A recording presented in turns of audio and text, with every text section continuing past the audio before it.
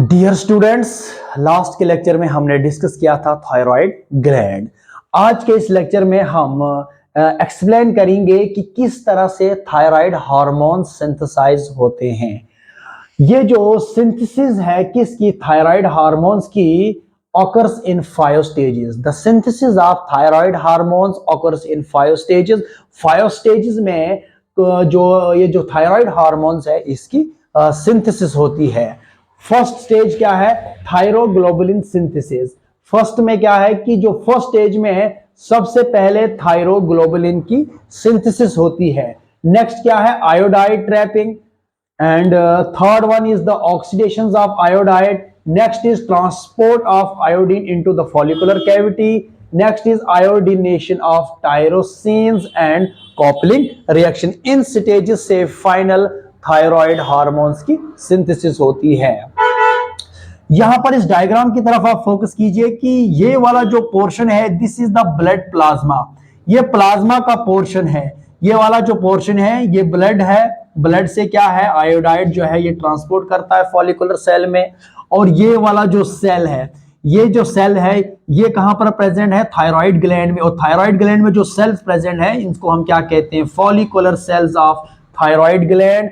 और ये वाला जो पोर्शन है ये थायराइड जो ग्लैंड्स में जो फॉलिकुलर सेल है ये फॉलिकुलर सेल की कैविटी है। और इस कैविटी के अंदर क्या है? थायरोग्लोबुलिन प्रोटीन्स की सिंथेसिस होती है। ये स्टेप बाय स्टेप जो है हम यहां पर एक्सप्लेन करेंगे।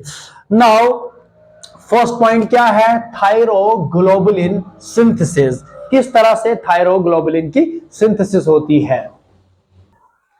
तो फर्स्ट स्टेज में क्या है कि थायरोग्लोबुलिन की सिंथेसिस होती है। नाउ ये जो फॉलिकुलर जो सेल है किसका? थायराइड ग्लैंड में। तो यहां पर क्या है? इसके अंदर ही थायरोग्लोबुलिन प्रोटीन की सिंथेसिस होती है। क्योंकि जो फॉलिकुलर सेल है किसका? थायराइड ग्लैंड में। इसमें क्या है कि इसमें जो है एक एंडोप्लाज्मिक रेटिकुलम और जो गोल्गी कॉम्प्लेक्स है। देखिए ये दो सेल ऑर्गेनल है, एंडोप्लाज्मिक रेटिकुलम और जो गोल्गी कॉम्प्लेक्स है या जो गोल्गी एपरेटस है, इनका इंपॉर्टेंट रोल रहता है किसमें? थायरोग्लोबुलिन प्रोटीन्स की सिंथेसिस करने में। और ये जो एंडोप्लाज्मिक रेटिकुलम और जो गोल्गी कॉम्प्लेक्स है किसका? Follicular cell of thyroid gland का। ये हेल्प करता है किसमें? ये टेक पार्ट करता है किसमें? सिंथेसिस ऑफ थायरोग्लोबुलिन प्रोटीन्स की। और यही से जो है थायरोग्लोबुलिन प्रोटीन्स की सिंथेसिस होती है और यही से जो है थायरोग्लोबुलिन प्रोटीन्स की सिक्रेशन होती है कंटिन्यूअसली किसमें? In the follicular cells of thyroid gland में। और ये जो थायरोग्लोबुलिन की जो प्रोटीन जो है ये ग्लाइकोप्रोटीन है। क्या है ये ग्लाइकोप्रोटीन है। और इसमें क्या है? 140 it contain 140 amino acids called tyrosine. इसमें जो एमिनो एसिड्स जो यहां पर इस ग्लोबुलिन प्रोटीन्स में जो है थायरोग्लोबुलिन प्रोटीन्स में कितने एमिनो एसिड्स है? 140। और वो एमिनो एसिड्स में कौन से है? टायरोसिन होता है। तो फर्स्ट स्टेज में थायरोग्लोबुलिन की सिंथेसिस होती है और फिर जब फाइनल इसकी जो सिंथेसिस हो जाती है इस थायरोग्लोबुलिन प्रोटीन की, फिर ये स्टोर रहता है किसमें? फॉलिकुलर सेल में। This is the first stage of synthesis of thyroglobulin. Now the next is iodide trapping. The second जो पॉइंट है इस थायराइड हार्मोन्स की सिंथेसिस में वो है आयोडाइड ट्रैपिंग। नाउ यहां पर जो है ये जो प्लाज्मा है, ये जो ब्लड है, ब्लड से क्या है कि जो आयोडाइड है ये ट्रांसपोर्ट करता है किसमें? Follicular cell of the thyroid gland में। और जब ये आयोडाइड यहां पर ट्रांसपोर्ट होगा, क्योंकि ये एक्टिवली ट्रांसपोर्ट होगा किसमें? फॉलिकुलर सेल में। और ये जो आयोडाइड है ये सोडियम के साथ ट्रांसपोर्ट करेगा जिसको हम क्या कहते हैं? Iodide sodium symport pump. ठीक है। और ये सिंपोर्ट पंप होगा क्योंकि ये एक ही डायरेक्शंस में आयोडाइड और सोडियम जो है ट्रांसपोर्ट करता है किसमें? फॉलिकुलर सेल में। और एक पंप के जरिए से एक पंप के जरिए से यहाँ ये जहां पर ये पंप है ये एक्टिव होगा, और इस पंप के एक्टिव होने से क्या है कि जो आयोडाइड है ये ट्रांसपोर्ट करता है किसमें, फॉलिकुलर सेल में, against the concentration gradient. This is called as a iodide trapping. इसी को हम क्या कहते हैं, आयोडाइड ट्रैपिंग, क्योंकि आयोडाइड यहाँ ब्लड से ट्रांसपोर्ट करेगा किसमें, फॉलिकुलर सेल में। नाउ अब क्या होगा, जो नेक्स्ट स्टेज होगा इसको हम क्या कहते हैं, ऑक्सीडेशन ऑफ आयोडाइड। अब जो ही ब्लड से आयोडाइड ट्रांसपोर्ट होगा किसमें, फॉलिकुलर सेल में। अब जो फॉलिकुलर सेल में इस आयोडाइड की क्या होगी, ऑक्सीडेशन होगी। क्या होगी, ऑक्सीडेशन होगी, क्योंकि इस फॉलिकुलर सेल में क्या है, थायराइड पर ऑक्सीडेज एंजाइम है। इस थायराइड पर ऑक्सीडेज एंजाइम्स की प्रेजेंस से आयोडाइड की यहां पर ऑक्सीडेशन होगी, और फाइनली जो आयोडाइड है ये ऑक्सीडाइज्ड होगा किसमें, आयोडीन में। इस तरह से क्या है, ये ऑक्सीडेशन ऑफ आयोडाइड जो है ये टेक्स प्लेस होता है कहां पर, follicular cells of the thyroid gland में। नाउ अगर यहां पर थायराइड पर ऑक्सीडेज एंजाइम अगर यहां पर ये एक्टिव नहीं होगा, इनएक्टिव होगा, या यहां पर ये काम नहीं करेगा, तो फिर इस थायराइड पर ऑक्सीडेज से क्या है कि आयोडाइड की ऑक्सीडेशन नहीं होगी, आयोडीन की फॉर्मेशन यहां नहीं होगी, और फाइनली थायराइड हार्मोन्स की सिंथेसिस यहां पर नहीं होगी। नाउ ये थर्ड स्टेप था जिसको हम क्या कहते हैं, ऑक्सीडेशन ऑफ आयोडाइड। नेक्स्ट क्या है, transport of iodine into the follicular cavity. अब यहां से जब आयोडाइड की ऑक्सीडेशन कंप्लीट होगी in the presence of thyroid पर ऑक्सीडेज के एंजाइम से, आयोडाइड अब ऑक्सीडाइज हो गया किसमें, आयोडीन में। अब ये क्यों, क्योंकि आयोडीन में क्यों हो जाता है ये, क्योंकि आयोडीन के पास क्या है कि एफिनिटी है जो कंबाइन करता है किसके साथ, टायरोसिन के साथ। याद रखिए आप, जो आयोडाइड है इसके पास इतनी एफिनिटी नहीं है कि ये टायरोसिन के साथ कंबाइन करेगा, क्योंकि आयोडीन जो आयोडीन है, आयोडीन के पास हायर एफिनिटी है कि जो कंबाइन होगा किसके साथ, जो अटैच होगा किसके साथ, टायरोसिन के साथ। नाउ अब जब ऑक्सीडेशन फाइनल हो गया आयोडाइड की, अब आयोडीन की फॉर्मेशन यहां पर हुई।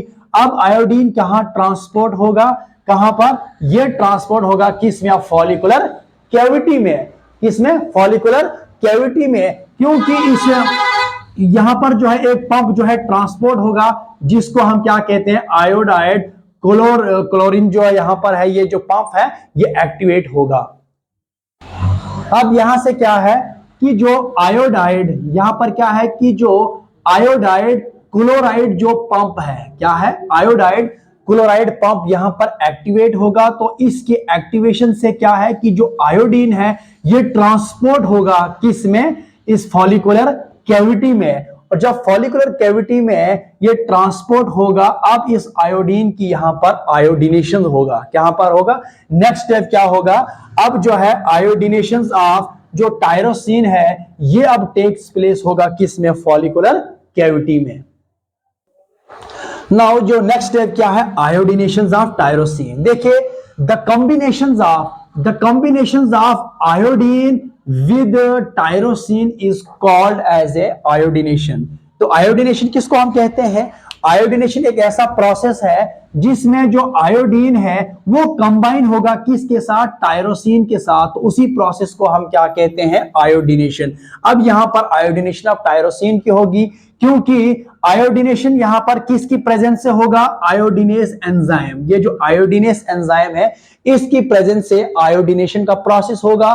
तो आयोडीनेस की प्रेजेंस से क्या है कि जो आयोडीन है ये कंबाइन करेगा किसके साथ, टायरोसिन के साथ। और ये सारा का सारा प्रोसेस कहां पर होता है, थायरोग्लोबुलिन प्रोटीन में। ये जो थायरोग्लोबुलिन प्रोटीन की जो सिंथेसिस है, अब इस थायरोग्लोबुलिन में क्या है कि ये सारा जो आयोडीनेशन का जो प्रोसेस है ये टेक्स प्लेस होगा। तो किसकी प्रेजेंस से, एंजाइम की प्रेजेंस से, जिसको हम क्या कहते हैं, आयोडीनेस। नाउ जब इस आयोडीन जब ट्रांसपोर्ट करेगा किस में ट्रांसपोर्ट करेगा, इस फॉलिकुलर कैविटी में अंदर, फिर आयोडीनेशन प्रोसेस होगा जिसमें जो आयोडीन है ये टायरोसिन के साथ कंबाइन करेगा। जब एक टायरोसिन जब एक आयोडीन के साथ आयोडीन के साथ जब कंबाइन होगा ये रिजल्ट करेगा द फॉर्मेशन ऑफ MIT, जिसको हम क्या कहते हैं, मोनोआइडोटायरोसिन। देखो मोनोआइडोटायरोसिन की फॉर्मेशन कैसे होती है कि यहां पर क्या है कि एक आयोडीन मॉलिक्यूल एक जो है टायरोसिन के साथ जब कंबाइन होगा तो ये रिजल्ट करेगा द फॉर्मेशन ऑफ मोनोआइडोटायरोसिन। उसके बाद क्या है कि इसके बाद क्या है कि जब जब क्या कहते हैं दो आयोडीन किसके साथ, टायरोसिन के साथ कंबाइन करेगा तो ये रिजल्ट क्या करेगा, it result the formation of DIT। और DIT क्या किसको कहते हैं, डाई आइडोटायरोसिन। जब दो आयोडीन कंबाइन होंगे किसके साथ, टायरोसिन के साथ, तो DIT की फॉर्मेशन होगी जिसको हम क्या कहते हैं, डाई आइडोटायरोसिन। नाउ इस तरह से क्या है कि ये सारा का सारा प्रोसेस कहां पर होता है, थायरोग्लोबुलिन में। इसी को हम क्या कहते हैं, कॉपलिंग रिएक्शन। यहां पर फर्दर जो है इन स्ट्रक्चर्स में जो है मॉडिफिकेशंस आएगी, यहां पर कॉपलिंग होगी, यहां पर जो है ये आयोडीन जो है टायरोसिन के साथ कंबाइन होंगे। अब जब MIT और DIT की जब फॉर्मेशन हो जाती है, फिर एक MIT और जो DIT, एक MIT और DIT जब कंबाइन होगा और it result the formation of triiodothyronine, जिसको हम क्या कहते हैं, T3। क्या कहते हैं इसको हम, T3। एक MIT मोनोआइडोटायरोसिन प्लस डाइआइडोटायरोसिन जब कंबाइन होंगे, जब एक दूसरे के साथ जो है मिल जाएंगे, तो इनके कॉम्बिनेशन से क्या है, ट्राइआइडोथायरोनिन की फॉर्मेशन होगी, यानी T3 की फॉर्मेशन होगी। अब यहां पर जो है DIT, जब दो DIT आपस में कंबाइन होंगे, देखो DIT प्लस DIT जब ये कंबाइन होंगे और इनकी कॉम्बिनेशन से क्या है, एक और नए स्ट्रक्चर्स की यहां पर फॉर्मेशन होगी, जिसको हम क्या कहते हैं, टेट्राआइडोथायरोनिन, और इसको T4 भी कहते हैं या इसको थायरॉक्सिन्स भी कहते हैं। तो इस तरह से फॉलिकुलर सेल जो है थायराइड ग्लैंड में, यहां पर T3 और T4 की फॉर्मेशन होती है। इसीलिए इन T3 और T4 को कलेक्टिवली हम क्या कहते हैं, थायराइड हार्मोन्स कहते हैं। अब यहां से कंप्लीट थायराइड हार्मोन की सिंथेसिस होगी। अब यहां पर उसके बाद थायराइड हार्मोन्स की यहां से सिक्रीशन होगी। अब यहां से ये रिलीज होंगे, जो ट्राइआइडोथायरोनिन T3 और जो T4 है, फिर यहां से फॉलिकुलर कैविटी से निकलकर फॉलिकुलर जो सेल है किसका, थायराइड ग्लैंड से, तो यहां से ये रिलीज होकर किस में, ब्लड में आ जाएगा। अब यहां से जो है ये ब्लड की सर्कुलेशंस में पहुंच जाएगा और ब्लड की सर्कुलेशन से पूरे थ्रू आउट बॉडी में ये सर्कुलेट होगा और फिर फाइनली कहां पर पहुंच जाएंगे, उन सेल्स पर, उन टारगेट सेल्स तक पहुंच जाते हैं जहां पर ये जहां पर क्या करते हैं कि ये जो T3 और T4 के जहां पर रिसेप्टर्स है थायराइड हार्मोन्स के, जिन सेल्स पर रिसेप्टर है, उन रिसेप्टर के साथ ये थायराइड हार्मोन्स बाइंड करेंगे और अपना फिजियोलॉजिकल जो भी एक्टिविटीज है वो जो है परफॉर्म करेगा।